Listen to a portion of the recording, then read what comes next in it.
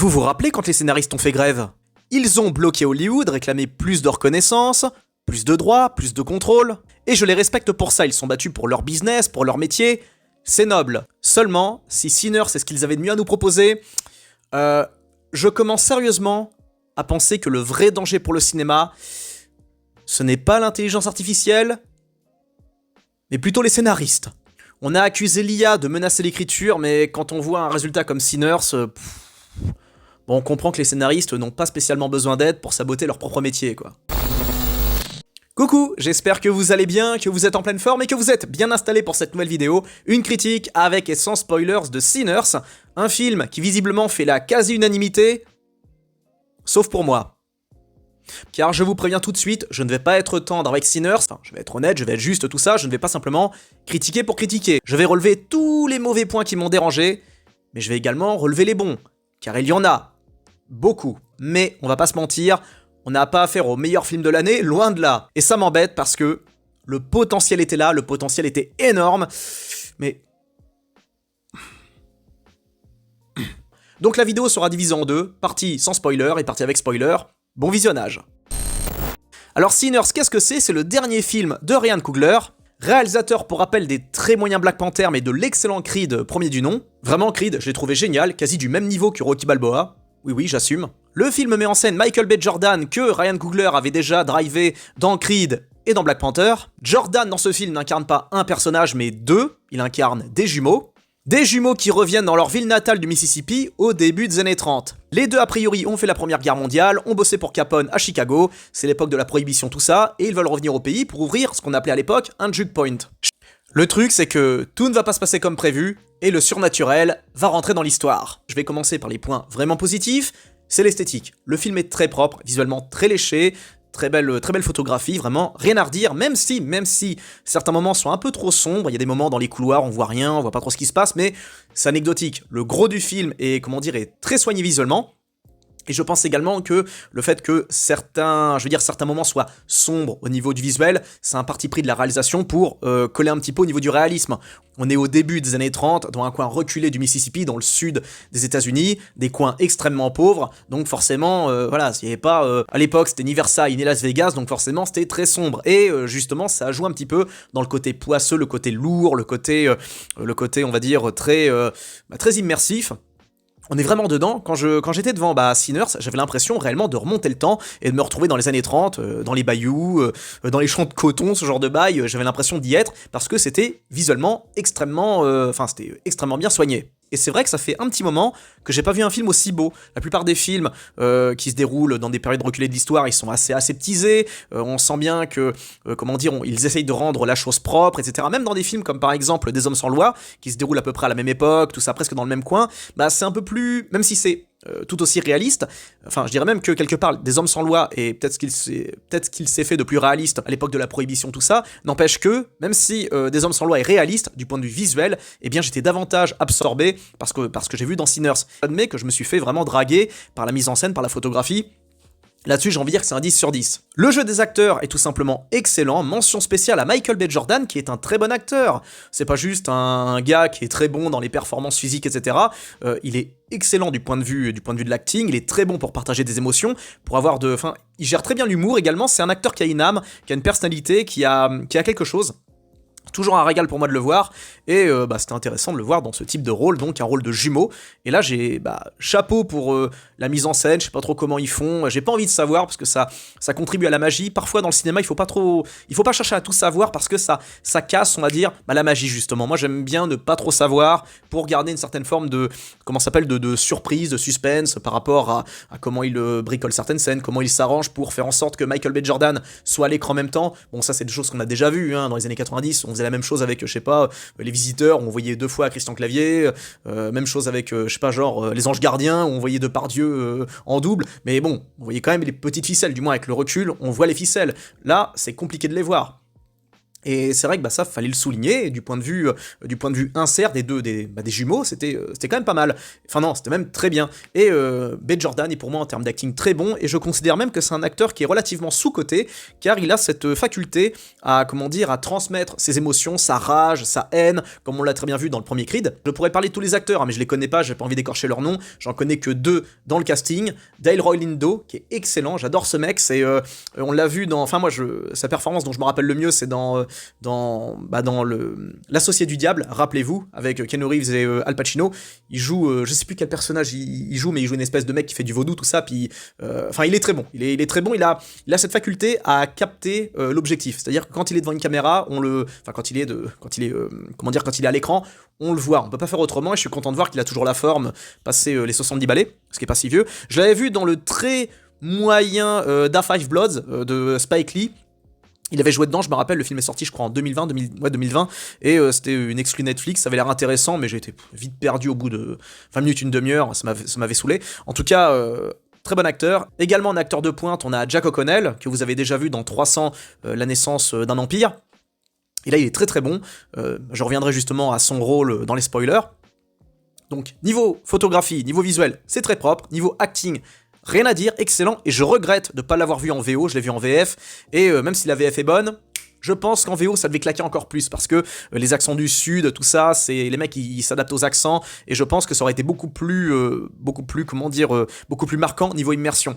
Également, je peux noter, pour revenir un peu à l'esthétique, on voit que le réalisateur, il sait tenir une caméra. On l'a vu dans Creed, j'avais été marqué, hein. Je rappelle que le film est sorti il y a 10 ans, donc en 2015, wow, et j'avais été surpris par la façon dont il sait, placer la caméra, il sait comment gérer les angles, et c'est visuellement.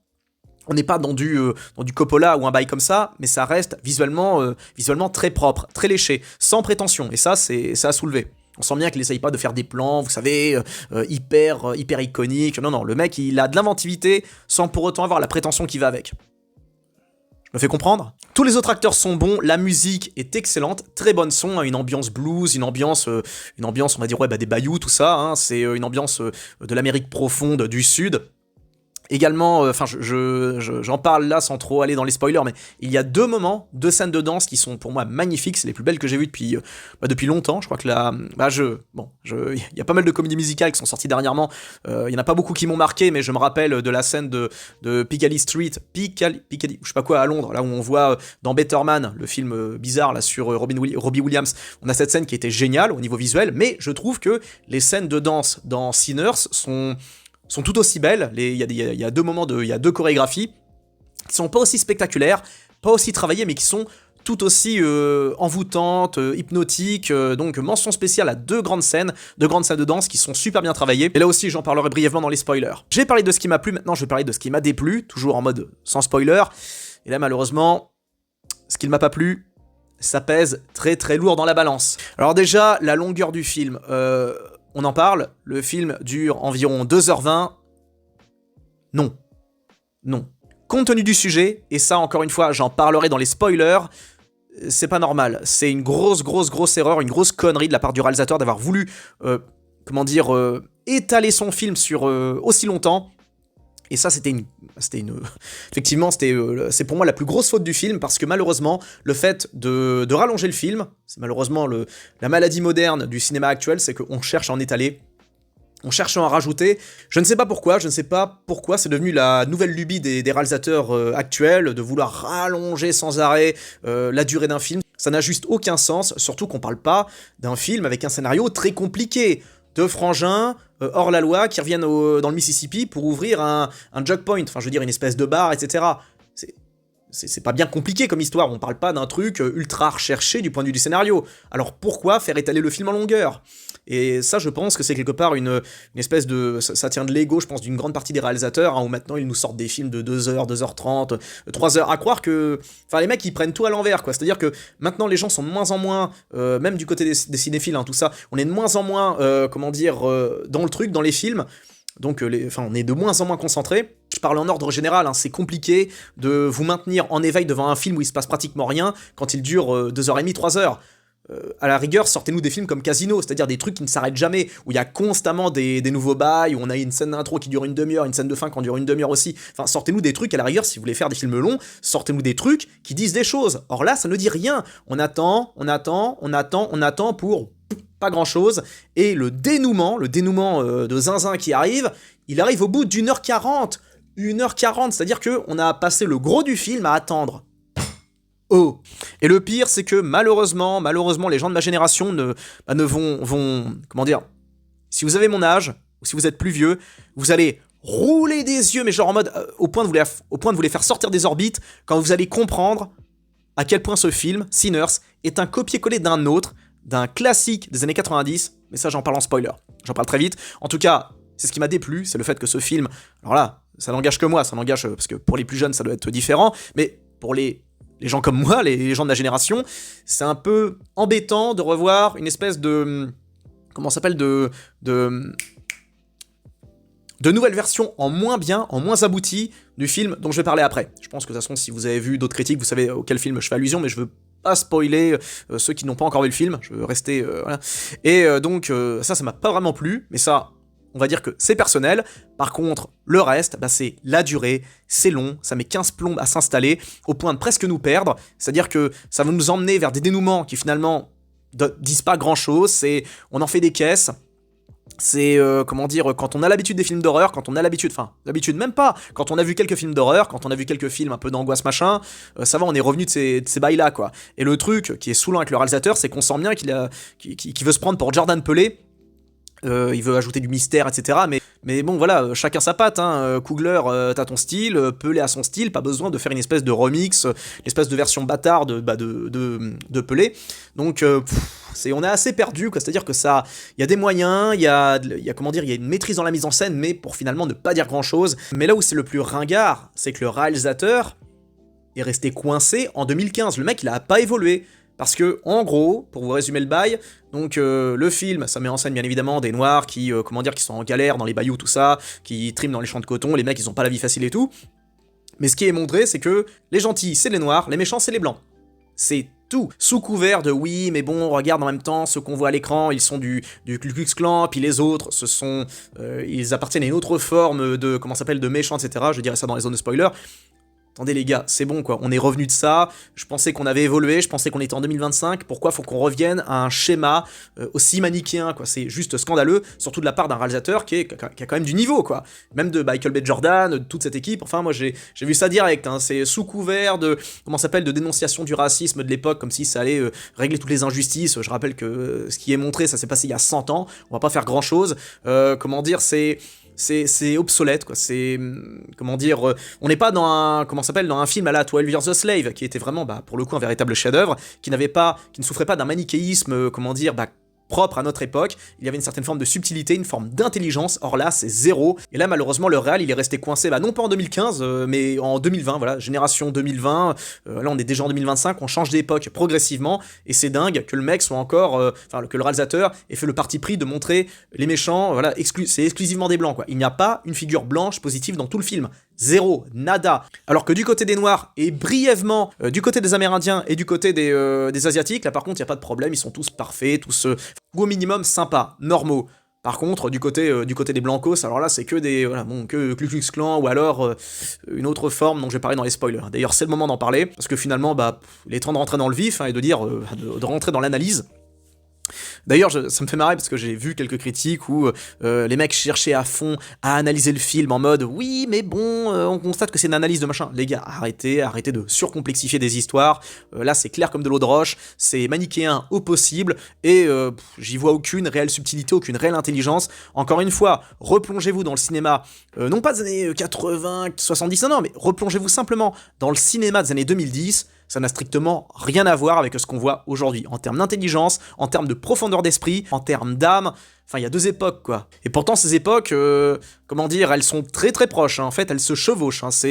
2015 c'était hier, hein. Donc je comprends pas, donc c'est pour ça, je reviens encore au scénariste, c'était pas la peine de faire autant de bruit, de faire grève aussi fort pour finalement nous proposer des films comme Sinners, quoi. C'est vraiment... Allez, maintenant c'est parti pour la zone avec spoilers. Alors c'est pas compliqué, Sinners, c'est une parodie sans intérêt d'une nuit en enfer.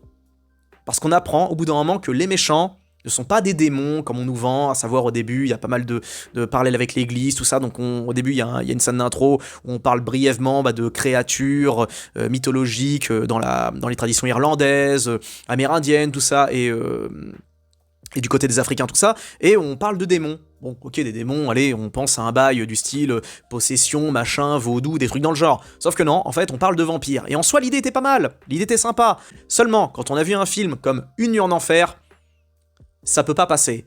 Peut-être que pour ceux et celles qui n'ont pas vu Une nuit en enfer, ce petit chef-d'œuvre, ça passera. Mais pour nous, qui avons vu ce film, ça ne peut pas passer, je suis désolé, non. Parce que c'était une pâle copie, avec un très bel étiquetage, une très belle mise en scène, c'est encore, je leur dis, hein, visuellement c'était très beau, mais alors,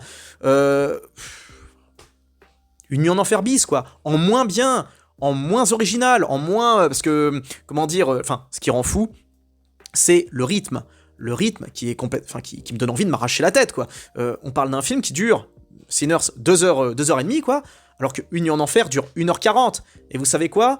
Eh bien, dans Sinners, c'est au bout d'1h40 qu'on apprend que les méchants sont les vampires. C'est au bout d'une heure, c'est au bout d'1h40, quand vous vous rendez compte, on attend tout ce temps, enfin 1h40, 1h30, j'ai pas mis le chrono, mais c'est dans ces eaux-là, quoi. Ça mettait du temps à s'installer, et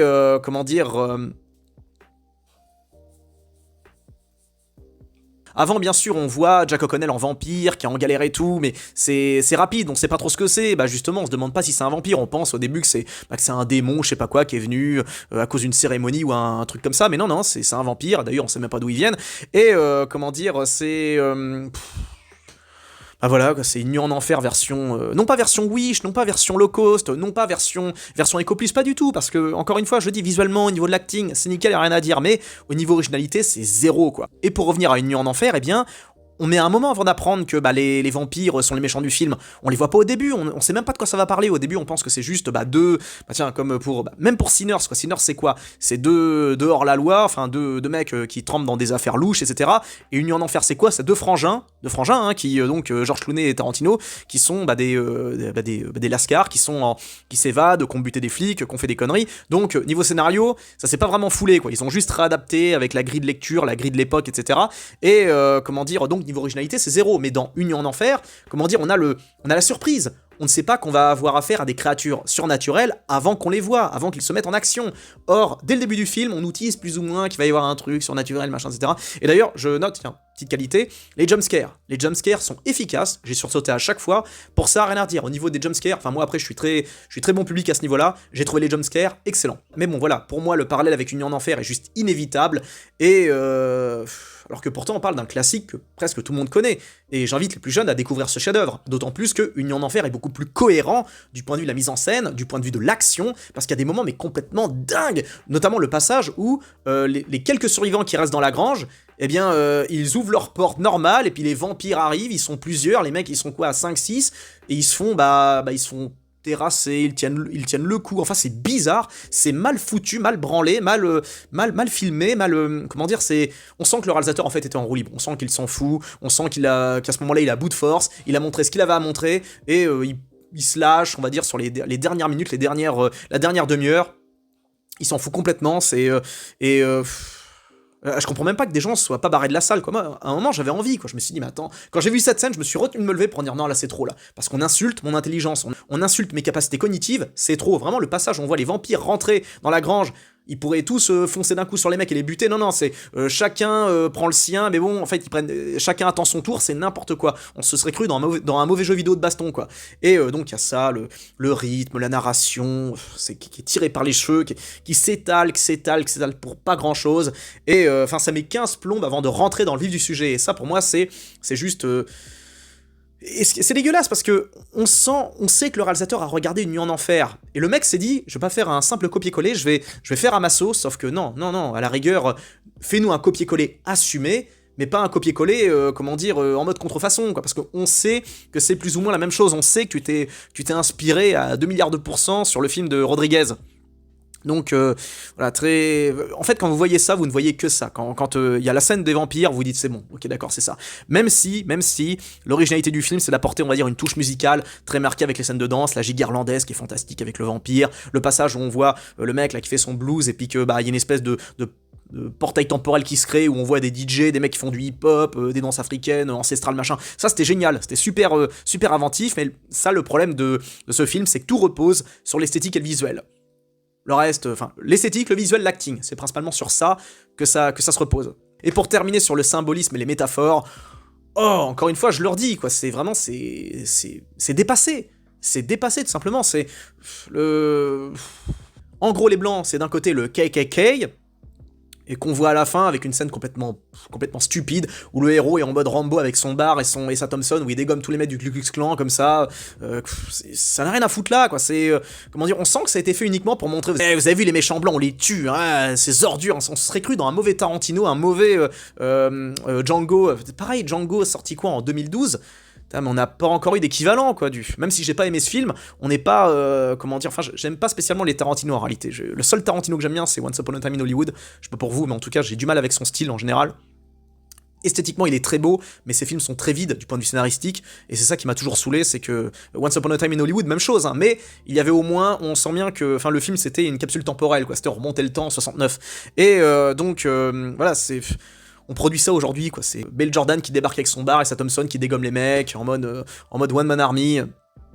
Et donc, les blancs, c'est le KKK, ou alors c'est les vampires. Bon, est-ce qu'on peut... on peut pas faire plus explicite que ça, quoi.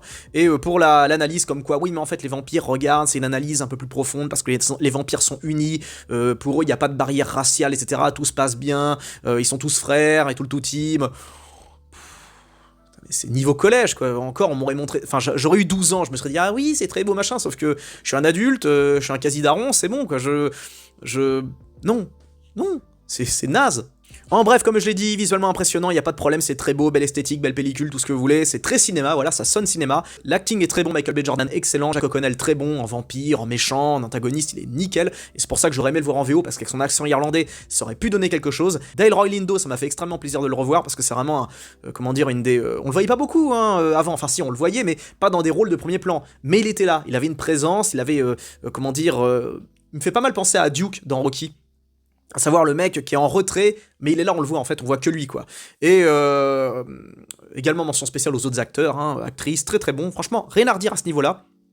Ils sont tous investis, ils sont presque, même notamment la meuf là qui fait sa scène de danse, tout ça, elle est prise de transe, elle est excellente, et bah ça c'est les bons points, et les mauvais points, bah c'est tout ce que je viens de vous dire, hein. C'est le message idéologique qui est à peine dissimulé, qui est complètement hors sol, complètement dépassé, le fait que ça s'étale en longueur, enfin faut se mettre à ma place, quoi, et puis je me mets à la place de la vôtre, hein. 2h30, mais j'ai pas que ça à foutre, merde, je veux dire, si je vais voir un film, je veux le rentabiliser, quoi, je veux passer un bon moment. Or là, j'ai pas passé un bon moment, j'étais en train d'analyser, de regarder mon téléphone, l'heure, etc., voir que, mais attends, mais on en est que là, attends, mais ça avance pas, c'est...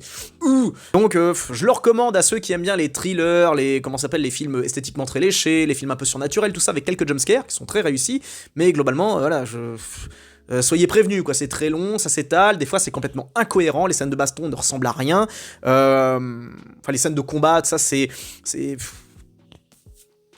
dépassé, quoi, tout simplement dépassé. Voilà comment je considère ce film. Sinner, c'est pour moi complètement dépassé, et on est passé à ça d'un grand film, on est passé à ça de quelque chose. Le problème, c'est que le réalisateur a manqué de courage, il a manqué on avait moyen, il aurait pu imposer un truc pertinent, pourquoi pas à la Get Out, s'il aurait voulu faire son pelé, qu'il aille jusqu'au bout et qu'il nous fasse un truc pertinent. Or non, il a juste cédé aux facilités de l'époque, aux facilités scénaristiques, idéologiques, tout ça, et c'est pour ça que ce film ne restera pas dans l'histoire. Il restera du point de vue de sa beauté, de son esthétique, mais ça s'arrête là. Et je sais que même ceux qui ont kiffé ce film maintenant, dans 6 mois vous l'aurez oublié. La plupart d'entre vous l'aurez oublié, vous serez passé à autre chose. Même si vous le kiffez vraiment, c'est pas le genre de film qui peut vous laisser une trace indélébile dans votre ADN. Il a trop de défauts, il y a trop d'erreurs, il y a trop d'erreurs de débutants, j'ai envie de dire, il y a trop de... Voilà, c'est... Gros gâchis, voilà ce que j'en pense. Et le réalisateur aurait mieux fait de recourir au service de l'IA et de ChatGPT pour créer son scénario, parce que les scénaristes ont fait leur temps, quoi. C'est bon, quoi. Voilà, maintenant, ne comptez plus sur moi pour pleurer sur le sort des scénaristes. Ça fait trop longtemps que leurs films sont éclatés, ça fait trop longtemps que leurs projets sont bancals, ça fait trop longtemps que leurs projets manquent d'originalité et surtout manquent de burne. Franchement, c'est ça le truc, c'est que pour qu'un film reste dans l'histoire, il faut qu'il soit courageux. Or, ce film n'a aucun courage, il fait que uniquement surfer sur une vague mi-woke, mi-politiquement correcte,